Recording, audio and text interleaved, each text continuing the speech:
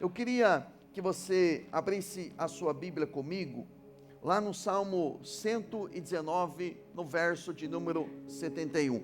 Salmo 119, verso 71, é o versículo que nós vamos usar como início para a mensagem.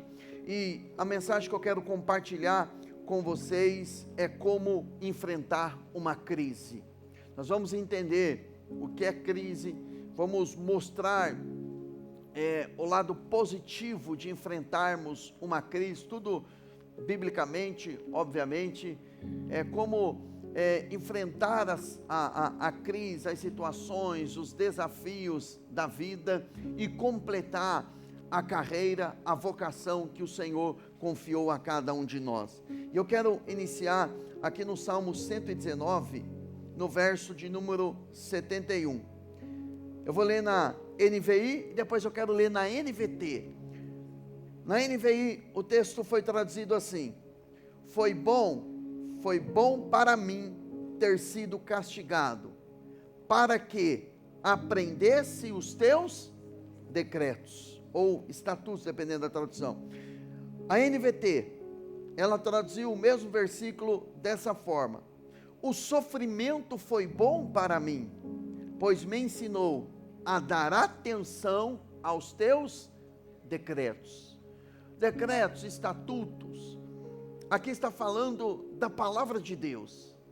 É interessante como o salmista, ele diz, foi bom para mim o sofrimento ou o castigo. É interessante que só falamos isso, que o sofrimento foi bom, depois que passamos por ele. Porque no momento em que nós estamos enfrentando uma crise, no momento em que nós estamos enfrentando um problema, uma dificuldade, um desafio, nós não temos condições de falar, olha, o sofrimento é bom. Nós conseguimos falar após passarmos por ele e aprendermos alguma coisa. No entanto, aqui, o que o salmista, ele está dizendo, é que o sofrimento fez com que ele fosse impulsionado a prestar atenção àquilo que Deus fala em sua palavra. E é interessante que quando estamos no meio de uma crise, nós temos a tendência de perguntarmos a palavra de Deus. Obviamente, um cristão, ele tem a tendência de se preocupar, onde é que eu errei? Ou eu vou dar atenção, o que é que a palavra de Deus ela diz? A crise, ela é um momento difícil na nossa vida, é um momento perigoso, é um momento de decisão, é um momento em que algo precisa mudar em nós.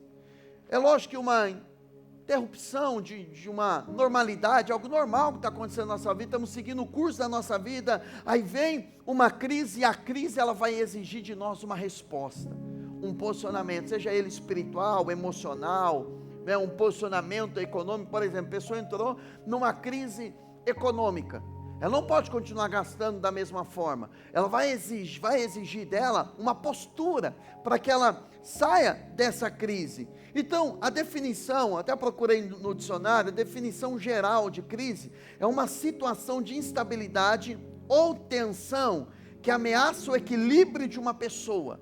Ou seja, quando eu e você enfrentamos um tempo de instabilidade nas emoções, uma instabilidade no casamento, nas finanças, no ministério, na nossa relação com Deus, tudo isso é um ato de tensão. Agora, a tensão ela serve para algumas coisas que são positivas. Por exemplo, quando vai afinar um violão, aquela tensão que coloca sobre a corda do violão vai fazer com que ele fique afinado. Então, um pouco de tensão pode nos fazer sermos alinhados com a palavra de Deus. Era isso que o salmista ele estava dizendo. Para mim foi bom o sofrimento, porque o sofrimento me fez olhar para a tua palavra e ver onde eu feri, o princípio que eu quebrei, o que eu pratiquei de errado, para obviamente trazer uma resolução. É como a febre por si só, ela não é ruim. A febre é boa, porque a febre, ela está denunciando uma inflamação, uma infecção. Então você investiga a causa daquela febre, você descobre o problema que tem ali, e você então vai tratar aquele problema. Eu não posso simplesmente ficar tomando medicamento para baixar a febre, sem saber o porquê eu estou com febre. Porque a febre é uma reação do corpo. O corpo está sinalizando, preste atenção, tem uma inflamação, tem uma infecção, tem uma desordem no organismo, você precisa tratar, precisa dar uma atenção. Então, às vezes um tempo de crise, ele serve para nos trazer algum tipo de alinhamento. Só que a crise, ela nos impulsiona à mudança. Só que a mudança, ela também nos impulsiona à crise, então é um ciclo. E eu enfrento uma crise, ela vai exigir de mim uma resposta, que é uma mudança.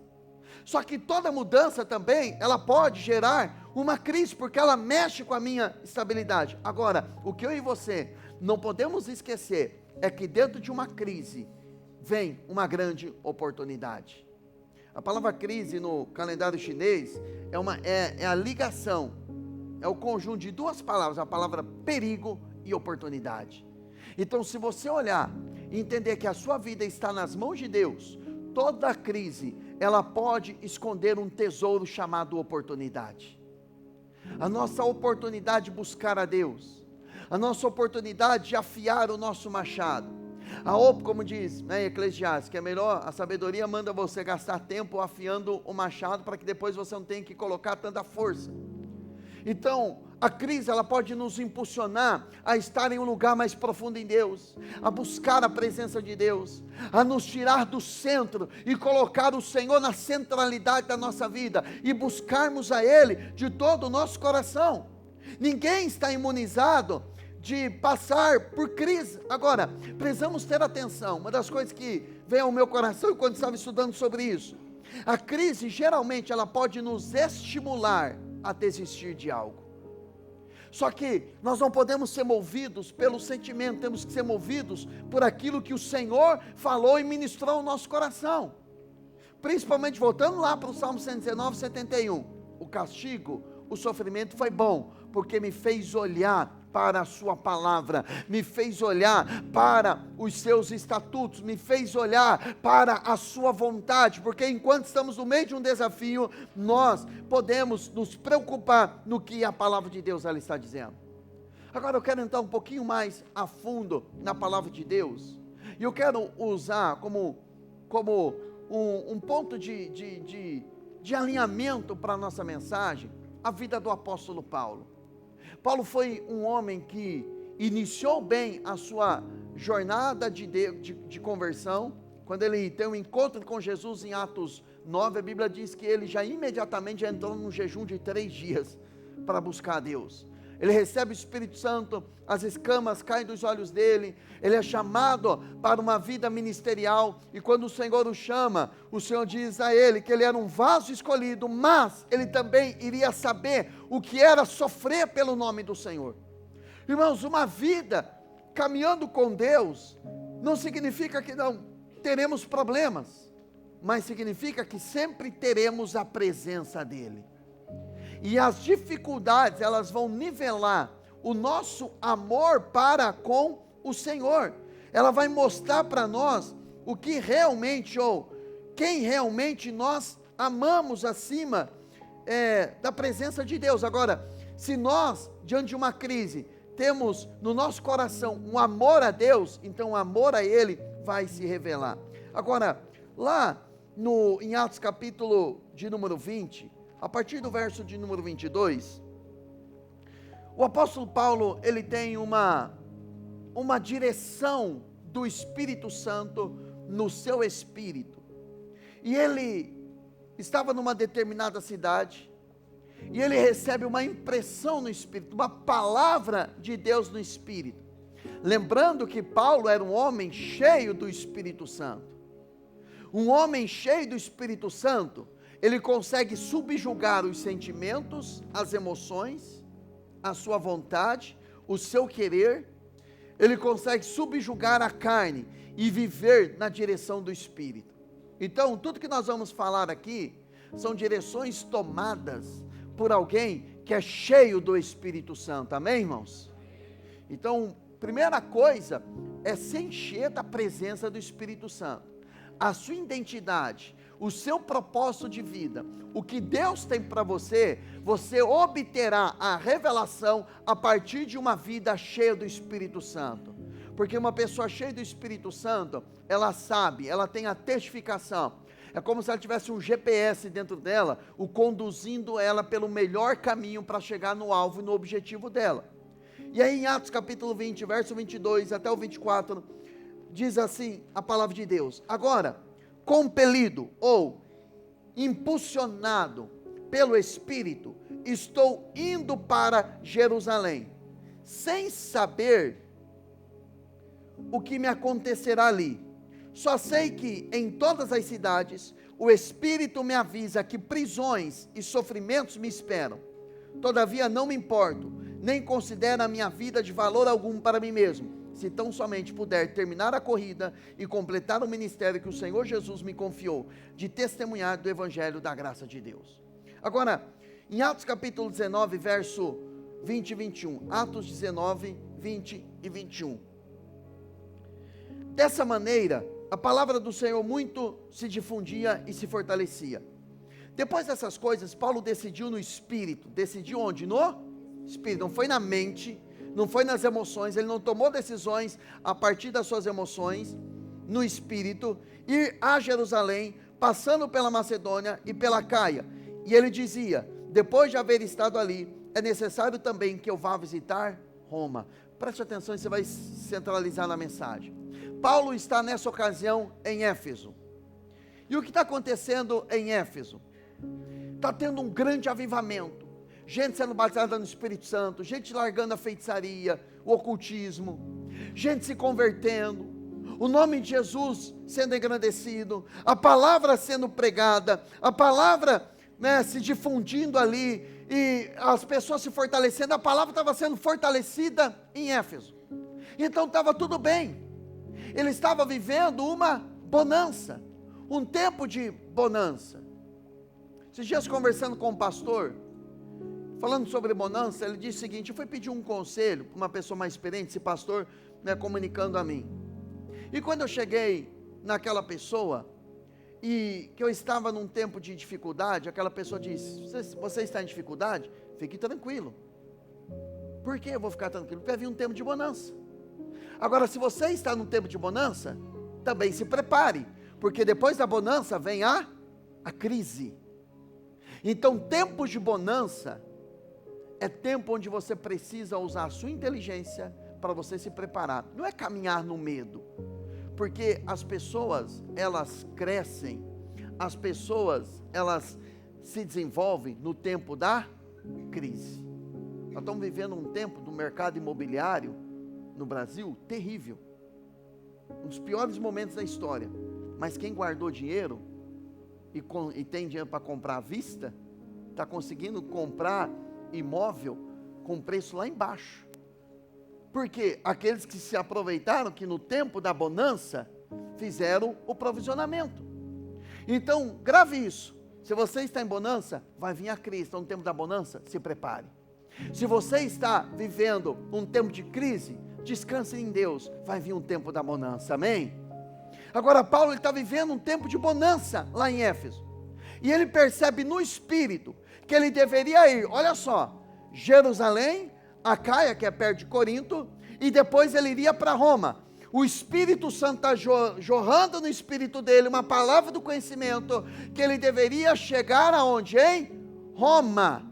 Só que o fato de Deus o impulsionar até Roma não era sinônimo de vida mansa, não era sinônimo que ele não passaria ou não enfrentaria dificuldades, mas ele poderia contar com, primeiro, a presença de Deus, segundo, ele chegaria em Roma. Então, se Deus mostrou que você chegará em um determinado ponto na sua vida, então ainda que você esteja em crise, saiba de uma coisa: você tem o Senhor contigo e você vai chegar onde Ele falou que você chegaria.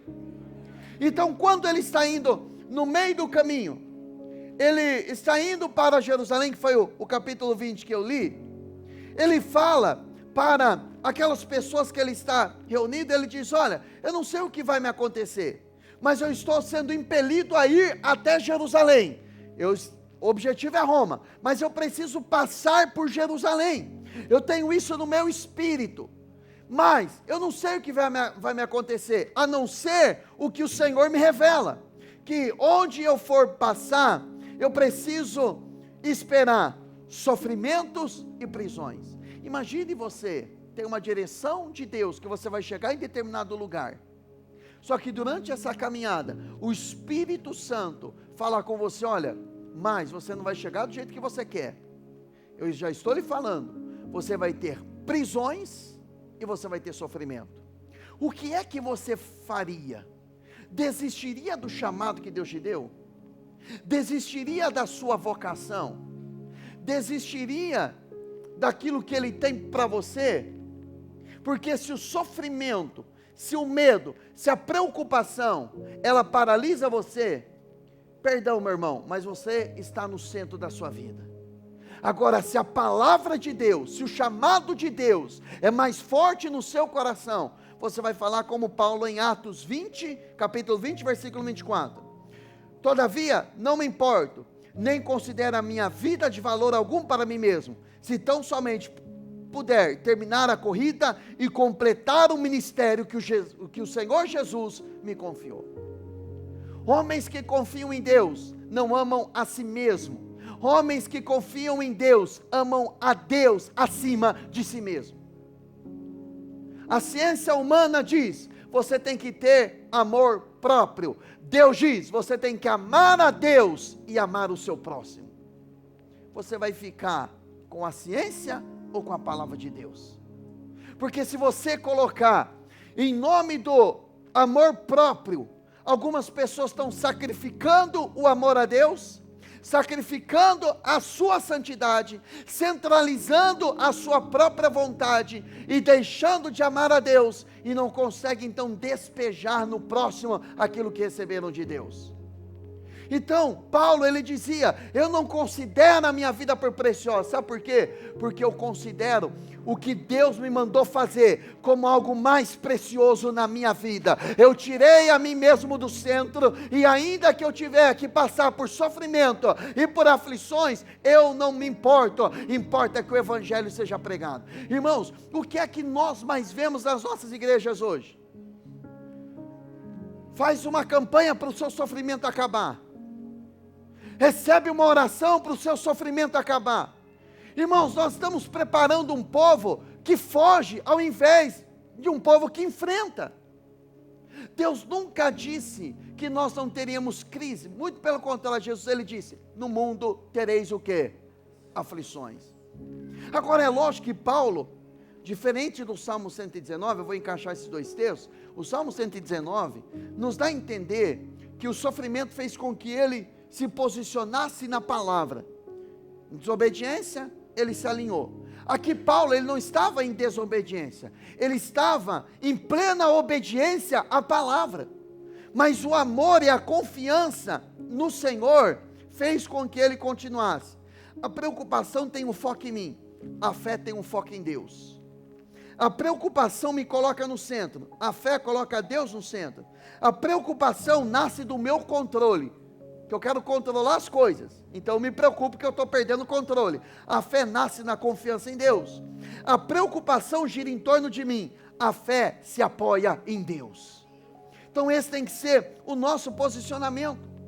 Então Paulo, se você vê no capítulo 21, Paulo ele vai para uma casa de um evangelista chamado Filipe. Filipe tinha lá, não me lembro se era 4 ou 5 filhas, que eram mulheres virgens, a Bíblia diz, e elas eram profetisas. Imagine só aquela casa, um homem que tem um chamado de evangelista, e as suas filhas são profetisas, mulheres que falam inspiradas pelo Espírito Santo, e Paulo está nessa casa, e além de estarem todas essas pessoas, chega um profeta chamado Ágabo, e aquele profeta, ele olha para um cinto, que Paulo deixou o cinto ao lado, ele pega aquele cinto, ele amarra suas mãos, os seus pés, ele fala: olha, o dono desse cinto assim vão fazer com ele quando ele chegar em Jerusalém.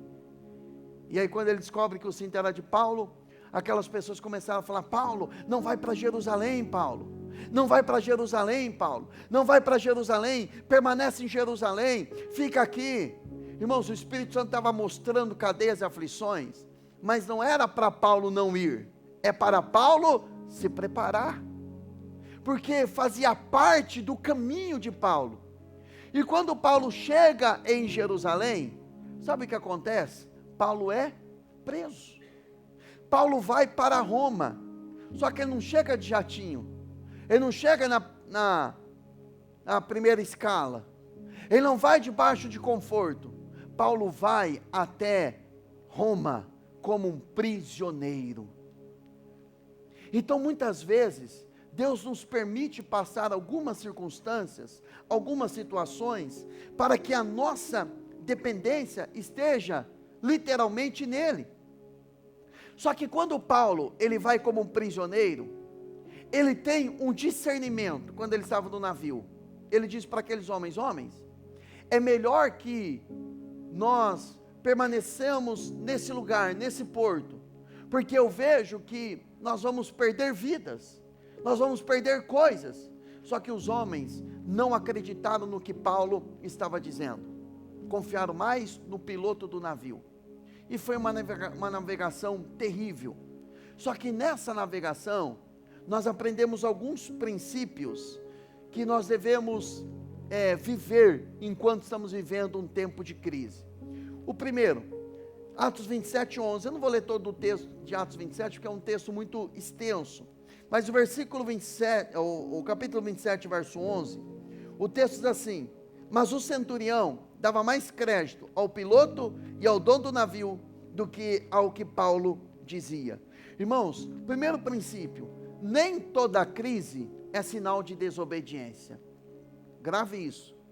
Não é porque eu estou vivendo uma crise, significa necessariamente que eu estou em desobediência. Sim, o Salmo 119, o castigo, o sofrimento, fez ele olhar para os estatutos, então ele observou. Então quando você está vivendo um tempo de crise, o que você pode fazer é orar a Deus, perguntar. Segundo Samuel 22, se não me falha a memória, Davi estava reinando em Israel, e ficou 3 anos sem chuva. Ele foi orar ao Senhor: Senhor, por que não está chovendo? E Deus revelou a Davi, que era por conta dos gibeonitas que Saul havia matado. Os gibeonitas haviam feito uma aliança com o povo de Israel, na época de Josué, passaram dezenas de anos, centenas de anos na verdade, e a conta caiu no colo de Davi. Então por isso os céus estavam retendo a chuva, mas quando Davi ele tem a revelação da causa, e ele coloca em prática o que o Senhor o orientou a fazer, a Bíblia diz que enquanto os cadáveres foram estendidos ali da descendência de Saul, Deus fez com que chovesse novamente. Então, um tempo de crise não é sinônimo de desobediência. Às vezes você pode entrar em crise mesmo em obediência, porque Paulo ali, ele era inocente, estava obedecendo a Deus, e mesmo assim ele entrou numa tempestade, que fez com que aquele barco ficasse à deriva. Paulo não estava ali por desobediência, Paulo estava ali por obediência. Então se você percebe que numa situação de crise que você está enfrentando, você está à deriva, você perdeu o controle, mas você está em obediência, saiba que você perdeu o controle, mas ele não perdeu. Por isso que os discípulos no barco, quando vem uma tempestade, e eles ficam com medo, Jesus diz: por que vocês são tímidos, homens de pequena fé? Irmãos, tempos de crise podem revelar a timidez ou o medo do nosso coração, mas você não pode ser guiado pela timidez, pelo medo que está no seu coração. Se Deus mandou você avançar, se Deus mandou você fazer, se Deus mandou você falar, se Deus mandou você praticar, vença essa timidez, esse bloqueio, avance, que a autoridade virá sobre você, e você vai ver a provisão dele, porque ele estará com você no barco. Então às vezes a crise elas acontecem mesmo quando estamos no centro da vontade de Deus. Não tire conclusões precipitadas sobre sua fé ou sobre os outros quando estiver em meio a uma crise. Não fique julgando ou tirando conclusão da sua fé. Eu acho que eu estou enfrentando essa crise porque eu não tenho fé. Irmãos, homens de Deus, homens de fé, mulheres de Deus, mulheres de fé, também enfrentam crises. Amém, irmãos? Então, não tire conclusão. Segunda coisa, no tempo de crise, escute a voz certa e na hora certa. Paulo, ele avisou que seria perigosa a viagem, mas os líderes ouviram o piloto e o dono do navio, não ao homem de Deus. Quem tinha experiência? O dono do navio deveria ter experiência, não tinha? O camarada tinha um navio. E o piloto então do navio? Mais experiência ainda.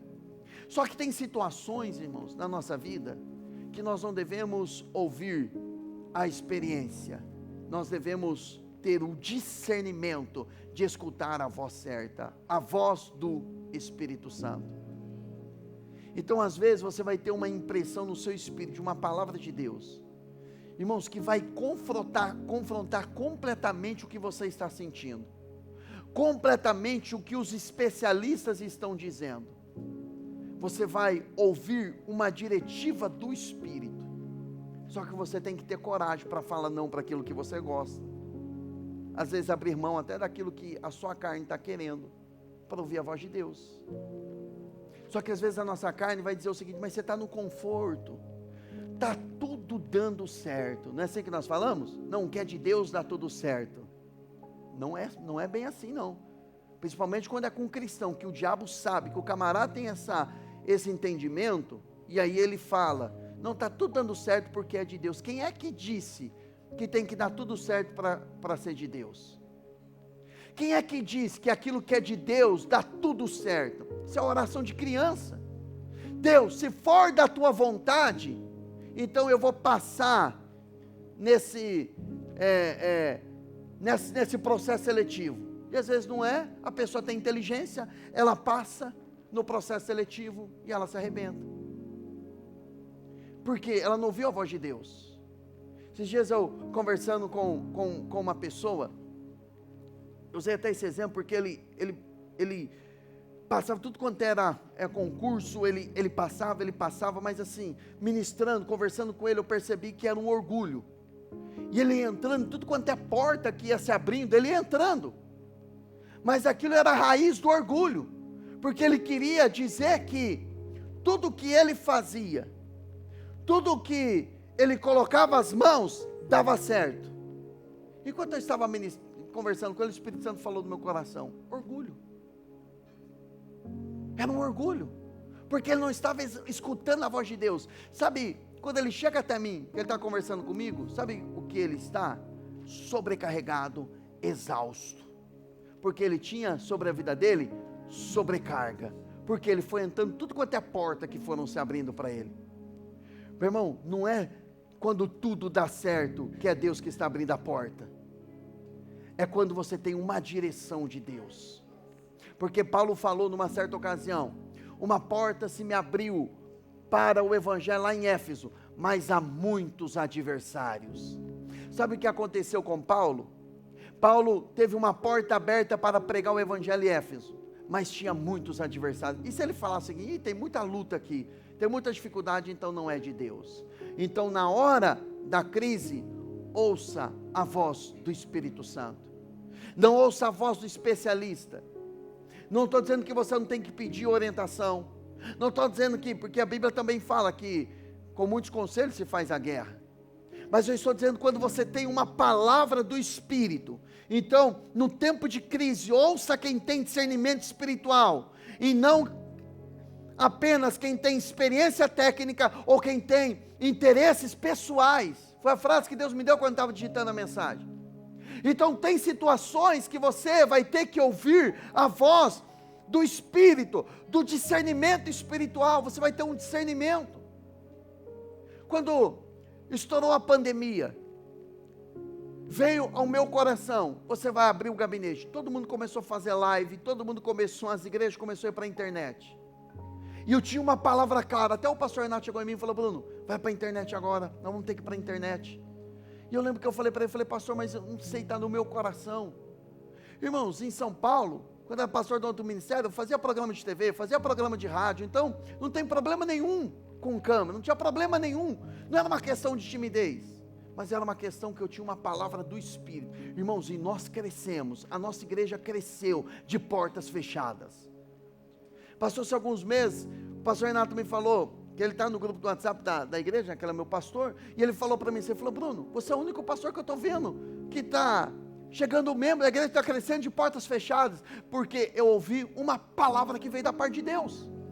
Agora, se eu fosse ouvir os especialistas, se eu fosse ouvir o que todo mundo estava fazendo, irmãos, eu ia fazer culto online também. Até hoje tem gente que me pergunta, pastor, por que o senhor não faz? Não transmite o culto ao vivo, fica gravando e depois só solta a mensagem? Também não sei. Quando tiver a resposta eu falo. É que vem no meu coração. Eu acho que é pelo fato assim, a preocupação de se de repente a pessoa trocar o presencial pelo online, porque muitas pessoas estão até hoje no online e não voltaram para a igreja, mesmo depois de, 2 anos que a pandemia acabou. Não voltaram mais. Ou foram voltando 1 ano depois, 1 ano e meio depois, alguns estão voltando, ainda alguns estão começando a pegar no tranco, alguns estão enferrujados ainda. Mas a direção, o discernimento, ele vem para nos posicionar de forma correta.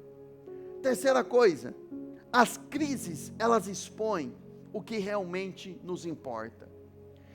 Em Atos 27:19, quando eles estão perdendo a esperança de vida, o que é que eles fazem? No verso 19, lançaram ao mar a carga do navio com as próprias mãos.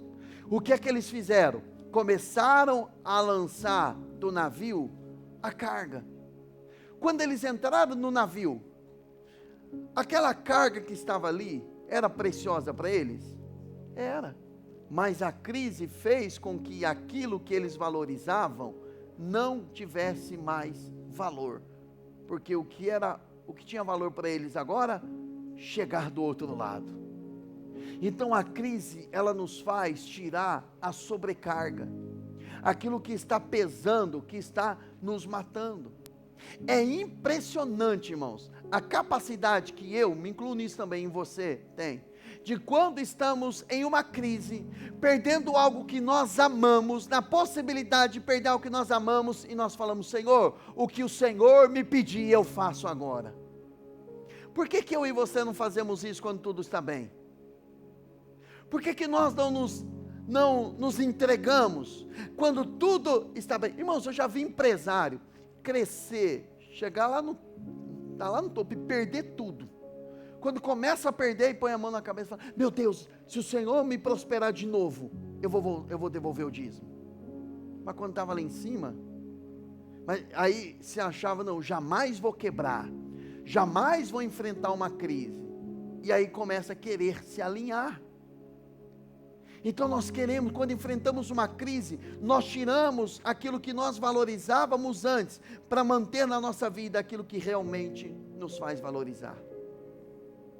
Quantas pessoas, no meio de uma doença física, afetada ou iniciada por uma falta de perdão, ela começa a liberar perdão para todo mundo. Mas por que não perdoou enquanto estava com saúde? Por que não perdoou? Aí, permite, porque algumas enfermidades, elas são psicossomáticas, ou seja, elas começam na alma, vai estressando a alma da pessoa e vai estourar numa alergia, numa enfermidade, num câncer. Por que não perdoaram antes? Então, tempos de crise servem para alinharmos a nossa vida ao propósito de Deus. Lembro quando eu fui pastor aqui no bairro das Moreninhas, uma senhora muito querida, ela vinha para a igreja de bicicleta, muito alegre, vinha, sentava, participava do culto, mas eu não tinha noção, eu acabara de assumir a igreja, eu pastoreei uma igreja no bairro das Moreninhas por 2 anos. Eu lembro que uns 2 meses depois, estava no início ali do trabalho, aquela irmã me liga que ela estava desesperada, que ela foi diagnosticada com câncer. Irmãos, foi um câncer assim que, sabe aquele que já derruba a pessoa e já mata a pessoa assim, que não dá nem tempo de você respirar, foi muito rápido. E eu lembro que um dia eu fui visitá-la numa tarde. O filho dela abriu para mim a porta, eu tenho essa imagem na minha mente. Ele abrindo a porta da sala, ela deitada num colchão, no chão. Bem magricela assim, quase que dava para você ver os ossos dela. Aquilo foi assustador. Um cheiro, aquele cheiro de carne podre naquela sala. Eu lembro que eu sentei ao lado dela e falei para ela, irmã, eu não tinha o que falar, não tinha aquela imagem me impactou, que tudo aquilo que eu projetei que eu ia pregar para ela, meu irmão, foi por água abaixo quando eu vi aquela cena. E eu perguntei para ela, falei, minha irmã, Deus te deu uma palavra? Eu queria orar em cima daquilo que Deus falou. Eu lembro que ela citou um versículo, um texto lá de Isaías, que fala sobre voz de canto, essas coisas. Quando ela falou isso, o Espírito Santo falou no meu coração, eu vou recolhê-la. E eu perguntei para ela, eu falei, minha irmã, fulano de tal, conta como que foi a sua vida, porque eu queria saber o porquê que ela estava naquela situação. E aí, conversa vai, conversa vem, ela vai falando, e ela chega, ela fala até com um sorriso no rosto, feliz, ela fala, pastor, se o Senhor me curar, quando o Senhor me curar, ela não usou a palavra assim, ela usou a palavra, quando o Senhor me curar, o Senhor vai ter a melhor obreira na igreja. Aí eu falei, é mesmo? Falou, sim, pastor. E aí ela começou a contar que ela era obreira da igreja, ela servia, tal, com alegria, e depois ela entrou em contenda com uma irmã, uma pessoa, ficou muito magoada, ficou triste, saiu, se afastou, não queria mais fazer a obra. Não estou dizendo que foi Deus que colocou, irmãos, a enfermidade nela, porque ela saiu da obra, não é isso não, tá? Não estou fazendo terrorismo não. Mas a questão é que, quando ela entrou em crise, o que ela pensou? Eu vou voltar. Só que quando ela disse isso, que ela vai voltar, no meu coração já veio tarde demais. No outro dia eu estava fazendo o velório dela. Então, um tempo de crise, ele faz com que a gente comece a pensar naquilo que realmente importa. Então eles começaram a lançar a carga, durante a tempestade eles começaram a jogar a carga fora, coisas que pareciam valiosas, mas que agora só atrapalhavam. Crise nos ajuda a abandonar o que é supérfluo e focar no essencial, na fé, na família, no propósito, no caráter, não é assim? Eu vou melhorar meu caráter, estou bagunçando com as coisas, aí recebo uma ameaça de alguma coisa me acontecer, perder o emprego, aí eu falo, Senhor, a partir de hoje eu só vou falar a verdade. A partir de hoje eu vou alinhar o meu caráter, porque no tempo de dificuldade, somente aquilo que é valioso, que nos importa, permanece. Quarta coisa, num tempo de crise, permaneça firme na fé, mesmo sem sinais. Mesmo que você não tenha um sinal de melhora, continue mantendo a sua fé no Senhor, porque Deus, Ele é fiel. Ele vai cumprir o que Ele falou. Ele falou para Paulo que ia chegar em Roma, e Paulo chegou em Roma depois. Mas olha só o que ele teve que passar no verso 20, 27 e 20. Havendo já muitos dias sem ver o sol, nem estrelas, e estando a tempestade ameaçando-nos, finalmente perdemos toda a esperança de salvamento. A crise fez com que arrancasse de dentro daqueles homens, literalmente, toda a esperança de salvamento. Então, às vezes, ainda que você esteja sem esperança, mantenha a sua fé firme no Senhor. Houve um tempo em que parecia que tudo estava perdido, mas Paulo manteve a fé, porque ele sabia que Deus continuava falando na crise. Irmãos, no tempo de crise, Deus continua falando.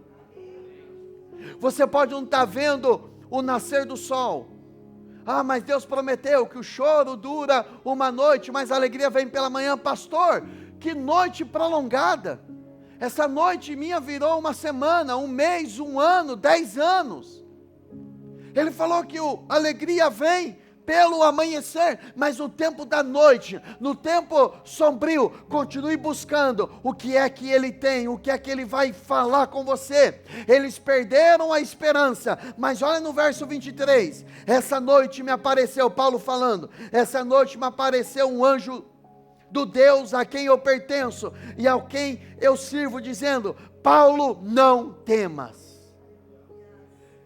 É interessante que essa visitação espiritual veio para Paulo no momento em que ele não tinha esperança. Eu particularmente imagino que é o mesmo anjo que apareceu para Jesus quando ele estava no Getsemane. Ele lá no Getsemane, dizendo: se possível for, passe de minha escada, não seja feita a minha, mas a tua vontade. A Bíblia diz que apareceu um anjo que o fortalecia. É impressionante quando estamos em aflição, o fortalecimento sobrenatural que nós recebemos. O fortalecimento sobrenatural. Irmãos, eu já enfrentei momentos na minha vida de crise emocional, crise financeira, crise alimentar, crise relacional. Já passei situações que, quando eu leio esse texto, que Paulo fugiu toda a esperança. Já enfrentei situações que a única coisa que eu fazia era chorar e dizer: Deus, o ministério que o Senhor prometeu que me daria, o que o Senhor prometeu que faria na minha vida, não tem como mais. Acabou, não tem mais força. Seja por uma queda minha, seja por uma escolha errada minha, seja por uma ação maligna contra a minha vida, me fugiu toda a esperança. E aí quando eu orava, vinha aquela presença de Deus. E quantas vezes eu falava para Deus: Deus, muito obrigado por sua presença, saber que o Senhor está comigo, mas, e a resolução desse problema? E não vinha uma resposta. De você estar enfrentando uma crise numa área da sua vida, e Deus te dá uma palavra acerca de uma outra área da sua vida, e aí você entra numa outra crise. Você fala: Deus, eu quero uma palavra nessa circunstância, eu quero uma palavra nessa área da minha vida, mas o Senhor está me falando de uma outra. Eu estou preocupado com a outra, eu estou preocupado com essa. Só que a mente de Deus, ela não está vendo hoje, Ele já está vendo amanhã. Ele já está vendo você na terra prometida, na terra de Canaã. Ele já está vendo você fazendo, vivendo, falando, desfrutando daquilo que Ele prometeu para você. Então uma palavra como essa, Deus dizendo: não temas, fique sensível à voz de Deus, porque no tempo da crise Ele vai falar com você. Mas não espere Ele falar com você: olha, fique tranquilo, eu vou resolver o problema. Que às vezes a única coisa que Ele vai dizer para você é: não temas. Por que Ele fala para Paulo: não temas? Porque Ele ia tirar Paulo daquela situação naquele momento? Não. Tem situações, irmãos, eu sinto lhe dizer que você não vai sair agora dessa situação, mas você precisa ouvir a voz dele: não temas, eu sou contigo. Tem decisões que alguns precisam tomar nos próximos dias que vai trazer muito choro, vai trazer dor, mas é necessário. Se você olhar para a voz que está dentro de você, que é a voz do Espírito, e entender que a voz dele é mais poderosa do que a voz dessa carne, essa sua carne ela vai voltar para o pó, mas o que você ouve de Deus é uma palavra eterna, porque Ele diz: passarás os céus e a terra, mas as minhas palavras não vão passar. Então, entre a palavra de um Deus eterno e a sua carne que vai voltar para o pó, ouça a voz de quem é eterno, ouça a voz de Deus. Então, decisões difíceis formam homens e mulheres destemidas que vão fazer a diferença. Agora, menino, criança, um adulto infantilizado, quando ele sofre uma ameaça de perder alguma coisa, ele faz birra, ele manipula, ele usa o choro, ele usa a ameaça, ele tenta dar mais coisa, ele tenta prender de qualquer forma. Irmão, se eu fosse me prender a ofertas que me fizeram, ou que intencionavam fazer, que eu tive que rejeitar, eu não estaria mais aqui hoje, em todos os sentidos. Então eu e você precisamos aprender a abrir mão de coisas boas, para ficar com aquilo que é especial, que é a voz de Deus. Porque, como eu preguei no domingo, da parábola do semeador, no entendimento, Jesus fala: quem tem, se lhe é acrescentado, mas quem não tem, até o que tem será tirado. Sabe o problema da gente ouvir a carne? De ouvir a carne? Porque nós ganhamos no momento, mas perdemos lá na frente, perdemos no eterno. Ouvimos a voz de Deus, nós perdemos no momento, mas ganhamos no eterno. Então, entre o temporário, algo passageiro, e algo eterno, fica o eterno. Só que infelizmente muitos de nós tomamos essas decisões só quando amadurecemos. Hoje eu estou com 41 anos, 26 anos caminhando com Jesus, e eu olho para o início da minha caminhada e falo, quantas decisões, que só a graça de Deus para ter me mantido em pé. Decisões erradas, se eu tivesse a cabeça, não é assim que quem é um pouco mais velho fala, se eu tivesse a cabeça de hoje. Eu geralmente falo, se eu tivesse a cabeça que eu tenho hoje, quando eu tinha 25 anos de idade, quando eu tinha 23 anos de idade, quando eu tinha 21 anos, 22, que eu achava que eu era um cara maduro, eu teria ouvido quem tinha 40, 45, irmão, eu teria muito mais coisas hoje. Não estou reclamando, mas é porque a idade que nós estamos, essa idade nos engana, e ela nos faz achar que somos maduros, não é assim? Quando estava com 16 anos, esses meninos de 15 anos aí, esses imaturos. Quando completa 18 anos, não, essas meninadas de 15 anos, e achamos que com 18 anos estamos no ápice da maturidade. Quando estamos com 22, 23, 25, olhando para o de 18 anos, falamos, olha, brincadeira de menino, e achamos que somos maduros. Mas aí quando chegamos na crise da meia-idade, 40, 45, 50, que a gente olha e fala, meu Deus, como eu era imaturo. Só que a maturidade emocional é uma coisa, a maturidade espiritual é outra. A maturidade espiritual, você pode não ser maduro emocionalmente, ou você pode estar de acordo com a sua idade. Estar de acordo com a idade não é sinônimo de coisa ruim, não. É sinônimo de ser saudável mesmo. O problema também, quando é maduro demais para a idade, também revela que tem alguma coisa em desordem. Agora, espiritualmente falando, o ápice da maturidade é você aprender a ser guiado pelo Espírito. Independente da sua idade, seja guiado pelo Espírito. Para encerrarmos, confie na promessa, não na aparência. Verso 25, crê em Deus, que me acontecerá conforme me foi dito.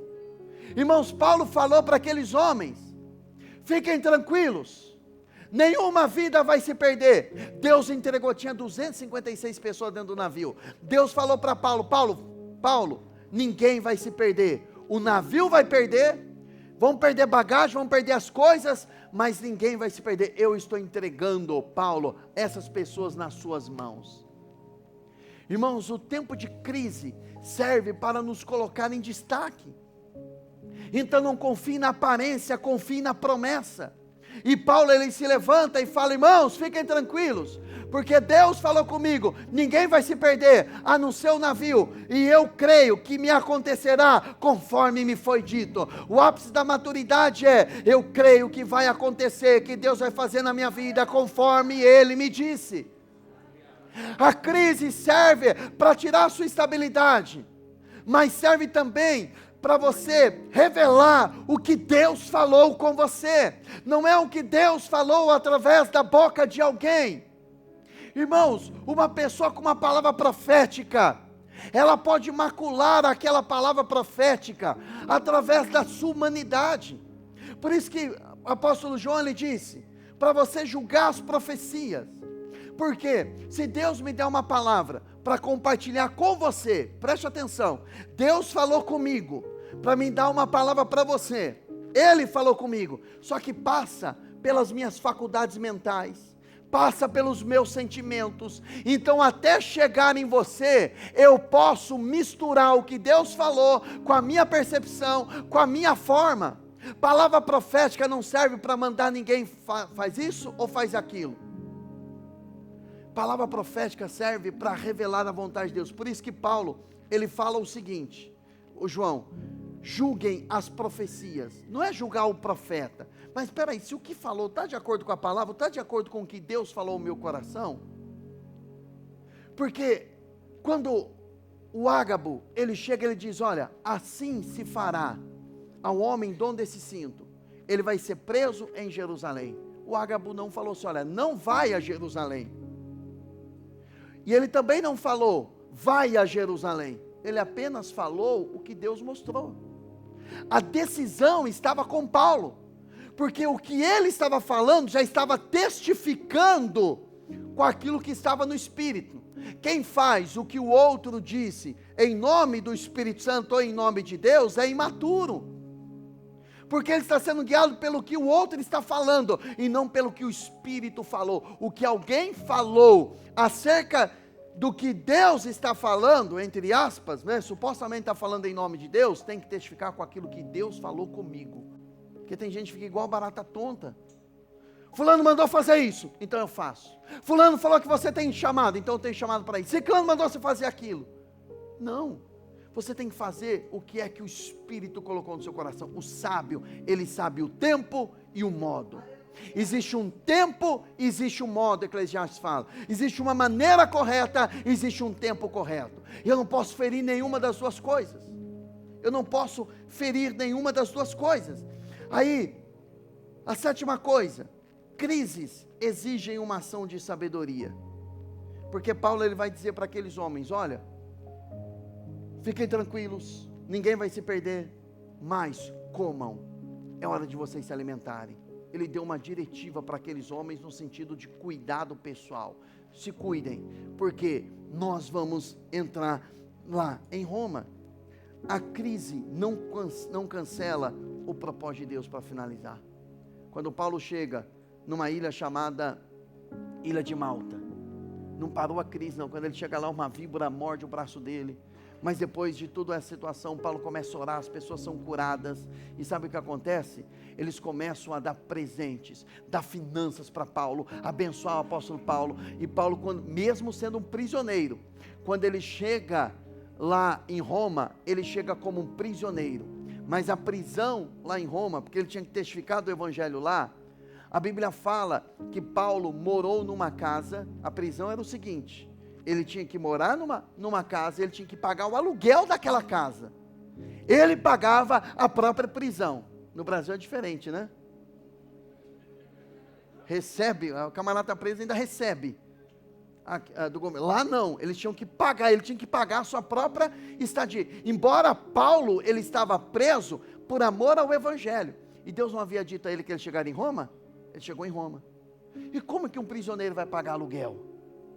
Como que um prisioneiro vai pagar a própria conta?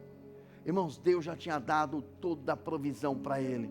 Então a crise serviu como uma oportunidade. E sabe como termina o livro de Atos? Último versículo, põe aí para mim. Atos 28, eu não me lembro qual é o último versículo. O 31. Pregava o reino de Deus e ensinava a respeito do Senhor Jesus Cristo, abertamente, sem impedimento algum. Agora ele está lá em Roma, pagando aluguel da casa, que era a prisão dele, mas ele tinha liberdade para pregar o evangelho a respeito do Senhor, ensinava abertamente, sem impedimento algum. Então a crise é uma oportunidade para agirmos de forma coerente.